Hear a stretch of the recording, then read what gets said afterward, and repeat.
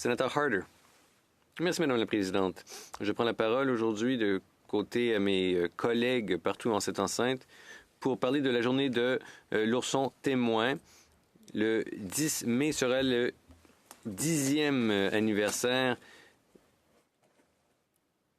de la mise en œuvre du principe de Jordan, un principe nommé d'après Jordan River Anderson,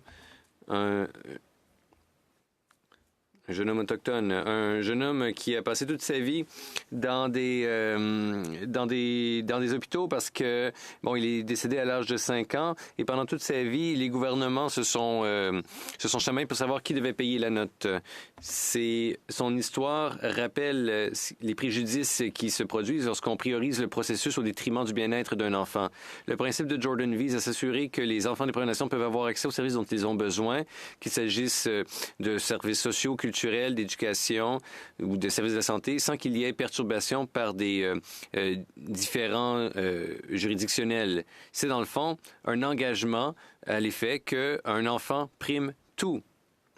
Grâce au leadership du sénateur Francis, on a reconnu le 10 mai comme étant la journée de l'ourson témoin, une journée qui nous demande d'agir. Et quand on parle de l'ourson témoin, c'est parce que Jordan adorait les petits oursons. Alors, c'est devenu un symbole de solidarité.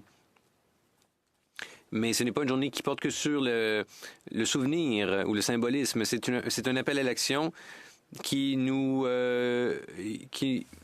demande d'agir pour qu'on n'oublie jamais les principes de Jordan, pour que les enfants issus des Premières Nations qui sont confrontés à des barrières systémiques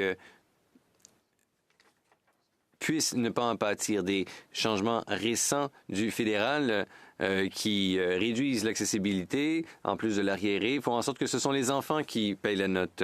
Et dans le fond, c'est ça que le principe de Jordan voulait éviter. Alors, cette journée de l'ourson témoin nous demande là, de voir à quel point il y a un écart entre la réalité et entre ce que nous voulons. Il y a encore énormément de besoins chez les enfants des Premières Nations. Et en tant que législateur, ça nous rappelle qu'il faut écouter avec attention les leaders, les porte-paroles des Premières Nations qui continuent à soulever des questions. Reconnaître la journée du 10 mai comme étant la journée de l'ourson témoin, c'est beaucoup, mais c'est pas suffisant. Il faut en faire plus. C'est aussi quelque chose qui s'inscrit dans la réconciliation et qui parle de la dignité de chaque enfant des Premières Nations. Cette journée de l'ourson témoin, c'est l'occasion d'honorer la famille de Jordan et d'honorer et de soutenir les familles autochtones partout au Canada et de reconfirmer, de réaffirmer ce principe qui devrait tous nous rallier. Aucun enfant ne devrait souffrir parce que le système n'a pas pu agir en temps opportun. Merci.